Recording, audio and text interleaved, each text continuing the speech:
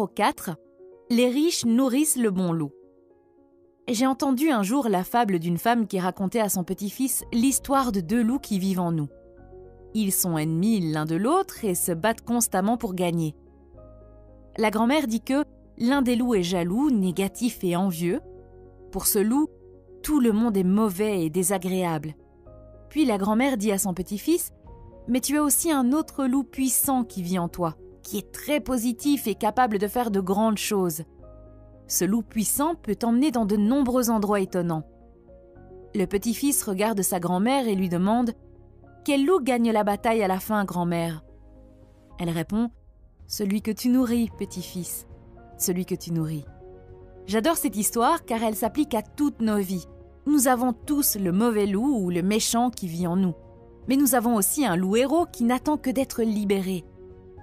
Je vais vous donner quelques conseils sur la façon de nourrir le loup positif. Premier conseil, ignorez vos faiblesses. Concentrez-vous sur vos points forts. Votre méchant intérieur s'épanouit lorsque vous consacrez votre temps et vos efforts à des choses pour lesquelles vous n'êtes pas doué. Il ne fait aucun doute que tout au long de votre vie, on vous a appris à travailler sur vos faiblesses. C'est peut-être le plus gros mensonge que l'on nous ait jamais dit. Au bout du compte, tout cela ne fait que vous priver de votre confiance.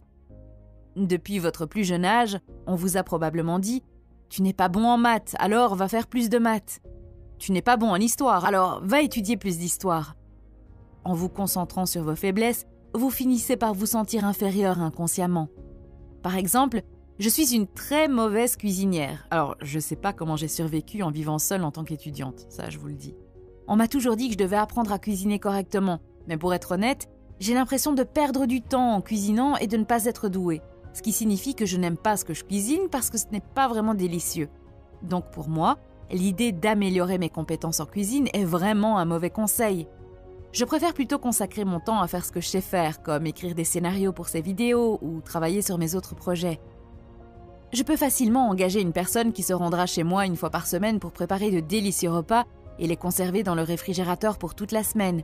Alors, pourquoi améliorer mes compétences culinaires alors que quelqu'un d'autre peut le faire à moindre coût et mieux que moi? Il en va de même pour l'organisation des choses. Je ne suis pas très douée pour cela. Je m'en accommoderai toute ma vie avec bonheur, car je peux toujours trouver une personne qui aime organiser et la payer pour le faire à ma place. Il y a d'autres choses pour lesquelles je suis douée, et le fait de me concentrer sur elles me rend plus heureuse, augmente ma confiance en moi et me rapporte beaucoup plus. Je suis sûre que certaines personnes diront qu'engager quelqu'un pour des tâches aussi simples est un gaspillage d'argent, mais pour moi, c'est un simple calcul. Si je passe 1 heure à préparer un repas, j'économise peut-être $10, mais si je consacre